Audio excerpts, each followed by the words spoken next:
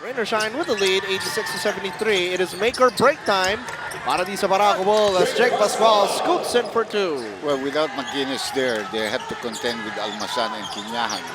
And immediately, McMorrow realized the double team was going to come, the sagging of the big men, and the cut by Pascual. So, the scooping shot. Chris Stu, the pull-up, short. This is the opportunity for Barako to get themselves back in the game and take a game of it. Garcia looking to create off the bounce kontra kay Chris Stu. McMorrow coming out to set the pick. Outside to Yo, who is open. Makes them pay! Habang wala dyan si Martinez, they really have to come back. No? Three-point shot brought to you by PLDT Home DSL Triple Play Plan. And this is the closest they have come to that lead of Rain or Shine, which stood at 25 sometimes. Norwood offensive rebound. There was a foul. Called them Pascual. First team foul. Third personal foul.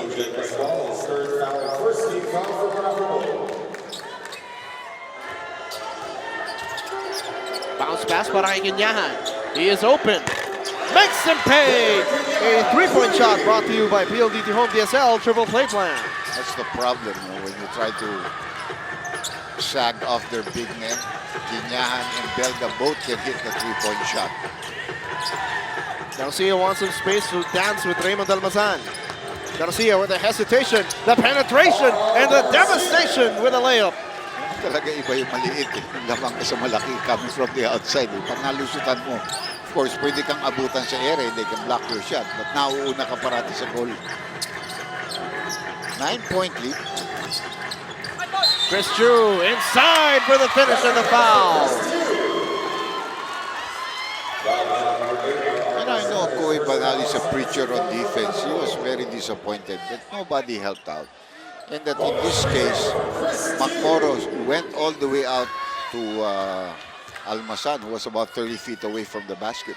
And Ara Garcia, you've been tutorized. The Holcim at attack move of the game brought to you by Holcim. Panatag ka pag Holcim. Back to a 12-point lead. She has made his contributions also for the Alaska Painters in this ballgame. Garcia tries to get it inside to Pascual. Oh! Eye in the sky play for Barako Bull. Parang setup ng volleyball yun. Pinasa, tinap ulit ng ganun. Meet me at the top and don't be late. 19 points in the game para kay Liam McMorrow. Almazan looking to drive. Sets up Chan, one-handed or one-legged shot. Misses that one, and Joseph Yo tracks it down. Has Joseph been relieved here in the second half? I don't think he's been taken out, but he really has played well. That's a foul there on Almazan here. He reached in. He prevented a dunk, which is the good thing that he did. Yung parang, sinet up. Excellent play. And Liam McMorrow puts the hammer down. The Motolite Express play of the game brought to you by Motolite Express. For Express service, call 370-6686. And Barako Bull is smoking from the field. Lanete puts that one away. They are with an 8. A lot of time left. Like I said, you know, while McInnes is resting, this is the only time Barako really has that opportunity to make a big comeback and put some pressure. Here's Stu. Ooh, that's a foul there. Offensive foul called against Quinahan.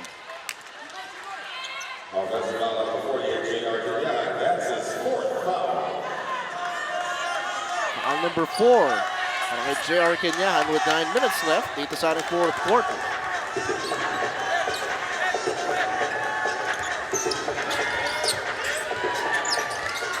Garcia. Oh, but there's an offensive foul. That's only the third personal foul of McMorrow. Remember, he got 2 early.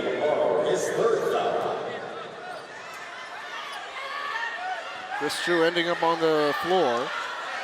As you take a look at Coach Yank Yao and Liam McMorrow having some words.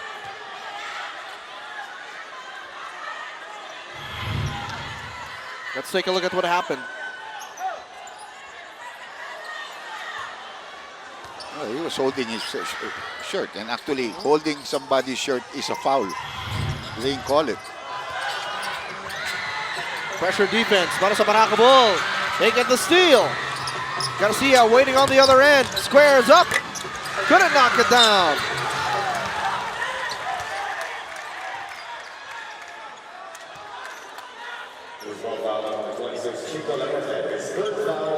third foul dito kay Chico Lanete. The bola babalik sa Rain or Shine. Still up, 92-84.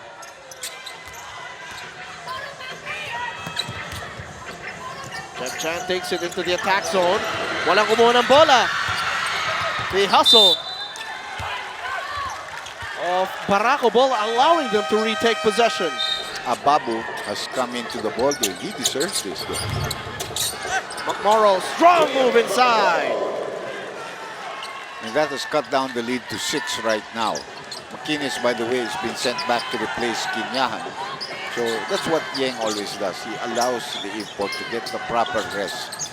Even if you're coming back, he will give you the rest because the game is far from over. Dave has come up with 2 big baskets, one a 3-point shot and this one a nice jumper. 94-86. Lead still at 8. Para sa Rain or Shine. Garcia from long range knocks it down. He just plays well against this team. He's got 18 in the ball game right now. Second leading scorer of the squad.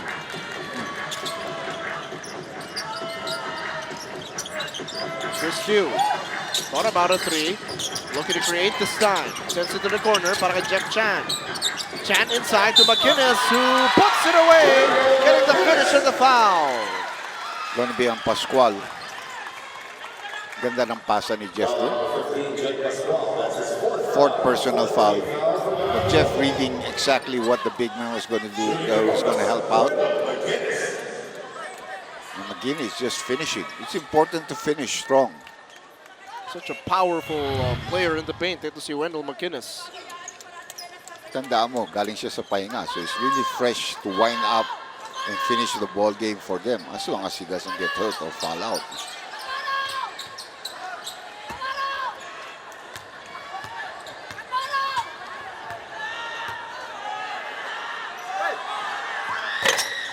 He knew it when he released, that there was no legs at all in the release. It was all wrists. No power from the knees. Oh, Garcia gets inside. Pretty move. 20 points in the ball game. Remember, his career was 26. High, no career high. And it was against this team. Only about a month ago. Less than a month. Chris Chu again off the drive. Yun naman ang problema niya. Hindi niya kayang bantayan si Chris Chu. At kung walang tutulong sa kanya, Chris has also been taking it to him. Lead still at 8. Alita ng puntos para sa parehong kapanan. Garcia continues to cook. We had the battle of the small men. The battle of the bulge. Chris Chu calling out the play. Here's McInnes. McMorrow not biting into the fake. 1 segundo natitira sa shot clock ng Rain or Shine. McInnes, titiran si Liam McMorrow. Rebound. Chris Chu, put back is good. The finish of the foul. Some great moves by Chris Chu here. Some good timing off the weak side and rebound. So nice. You gotta see it twice. Hard work works. Para kay Chris Chu as he gets it to go inside. And a chance for a 3-point play. Oli coming back in for Gabe Norwood, who certainly has made his contributions. Parang naalala ko yung bakbakan nitong si Arar at saka ni Chris Chu. Oh. Ateneo FEU. Daming bakbakan nito. Oh, Garcia almost lost it. Handoff para kay Lanete. Chico has 10 seconds to work with. Steps back for 3. In and out, but McMorrow was there for the putback. Why was he confident in taking the shot? You know you have a 7-1 guy there underneath the basket waiting to rebound or tap it in. 100-94. High scoring affair sa pagitan ng Rain or Shine. As usual, basta kalaban mo Barako magiging high scoring. Sometimes they beat you because they score more. Chan, the fadeaway. And ball will stay with Rain or Shine.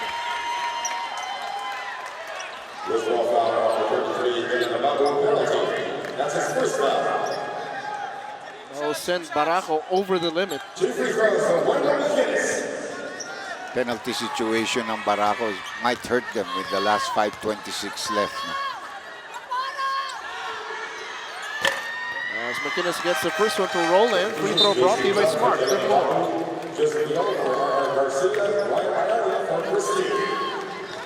Could be the last 5 minutes in the season of Barako Ball. But they certainly want to go out in style. Joseph Yuas come back. Napahinga na si RR. At bumalik na rin si JC Intal. Free throw brought to you by Smart. Live more. 7-point lead. Anybody's ball game at this stage. Kaya pa yan ang Barako Ball if they play flawless basketball up until the final buzzer. Yo off the drive against Ryan Aranya. Gives it to Lanete with 5 seconds left to shoot. Lanete, no fear and no problem. You know, Koy Banal is pushing the right buttons. Pinahinga na niya si Ara or go Ara scoring. But the guy is tired and he couldn't really guard Chris Chu. So, sending Joseph Yo, no? Aranya off the drive. Left-handed layup is good.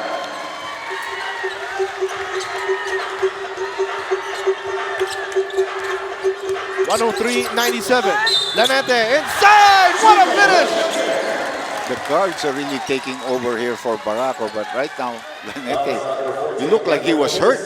Chico played very poorly at the beginning of this ball game. Had to be taken out early, although he was a starting 5. But naging maganda yung kanyang team up with RR Garcia. Eh parang bonus sana yun, no? Because nagmintis ka, pero sa'yo ang offensive rebound. And he could have easily had a 3-point play opportunity, but he missed the follow-up shot. 4th foul on Bo Belga. It's a 3rd team foul para dito sa Rain or Shine, but McMorrow, you saw his face as he went down. He was wincing, possibly feeling some effects dun sa kanyang foot injury na naramdaman kanina. Tingnan natin, kung di makasabay sa aksyon, Tom Goods ka lang. Grab a Snickers para iwas Tom Goods moments. Sarap yan. Full of energy yan. Yeah, I think McMorrow was also very disappointed. He did not make the follow-up because it could have been easily a 3-point play. It could have been down to a 1-point lead. Now it's down to 2, but plenty of time. Like I said, we have a ball game here. What didn't look like a ball game in the first quarter has become one here in the 4th quarter.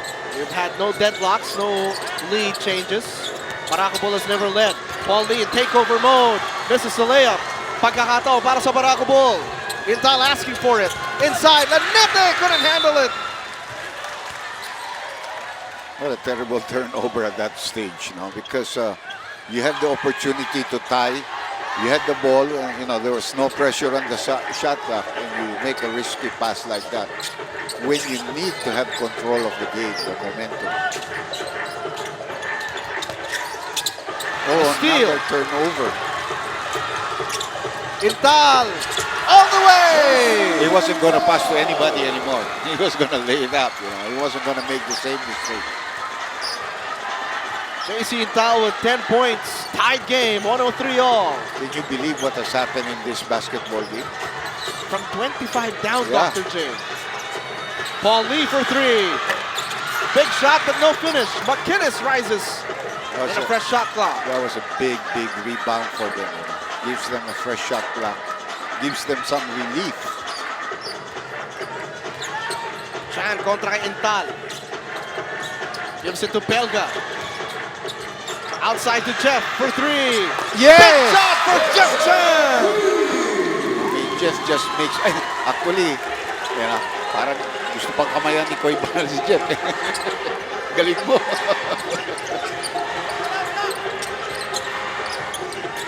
(106 to 103). Rain or Shine with the lead. Intal in the post. Gets swiped and ball taken away by Rain or Shine. Ball in the hands of Paul Lee. One of the best one-on-one players in the PBA. Gives it to McInnes, one of the most prolific imports in the PBA. Belga the fake, the kick out, and there was a foul.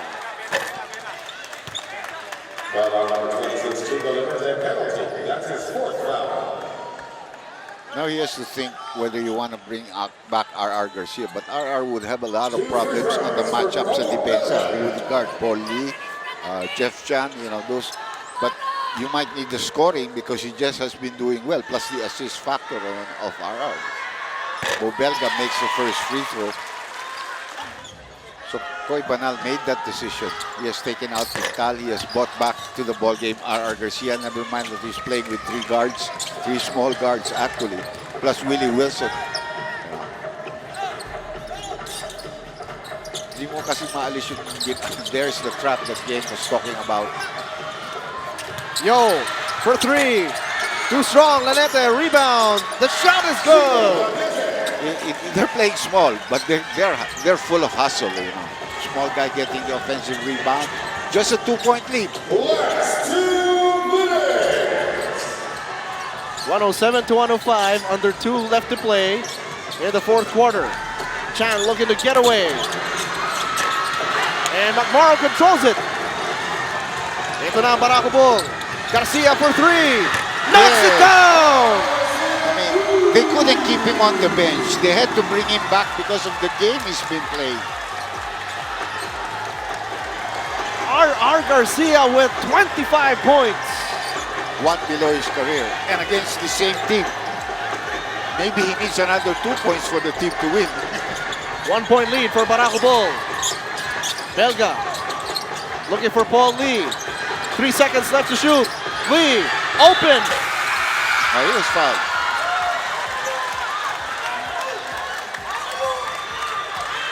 Foul on number 2, Liam McMorrow. That's his 4th foul. And Liam McMorrow whistled for that one. As you take a look at R. Garcia, nerves of steel, cold-blooded, hot-handed, giving a 1 point lead para sa Barako Bull. Unfortunately, in the next sequence, McMorrow giving up a foul on Paul Lee. Alam mo, maganda talaga bantay ni Lanete. But he ran into a battering wall called Belga, who set a screen that really knocked him down. So he forced the big man to come out against Paul Lee. And that's a good call. And Lee 2 for 2 on that trip. There's the first. There's Bull showing very hard. Wilson is open. In and out. McMorrow inside. Got blocked. And there was a foul.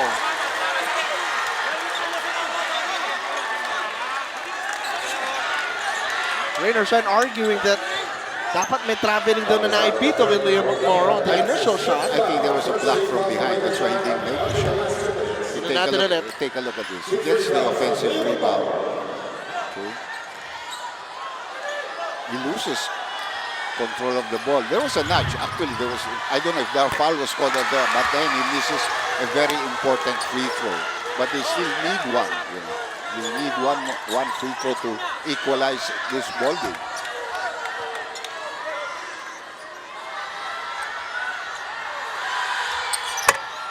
McMorrow ties it up. If McGinnis could have jumped, he could have tapped that ball away after the bounce. He wanted to tap it away, but he wasn't sure if he might tap it inside. That would have been a bigger problem. This is second deadlock ng ating laro, 109 all. McGinnis having trouble, gets it to Belga. Handoff kay Paul Lee. 10 seconds left to shoot. Lee looking to create, penetrate, couldn't detonate. McGinnis with a putback! Morrow pops out to get it. Handoff kay Lanete. 40 seconds left in the fourth quarter. Here's Lanete. Pull up. Wilson the rebound. That's the guy I'm saying that can rebound. Even though he's small, he can rebound. So now they have to score, really score. Yo, misses that one. McMorrow inside for the jam. Now Rainer Shine has the last shot here. They have 4 timeouts. They have 2 full and 2 30-second timeouts. They're not using it. They're just asked to go for the last shot. Barako is in the penalty. They cannot give up fouls. We are headed for an exciting finish. Tied game, 111 all. Lee looking to dance with Chico Lanete. Kicks it to the corner. Belga with a shot. Air ball. Overtime. Well, Lee looked like he might have been fouled there as he tried to get up too. We will need 5 more minutes to settle the difference sa pagitan ng Rain or Shine at ang Barako Bull.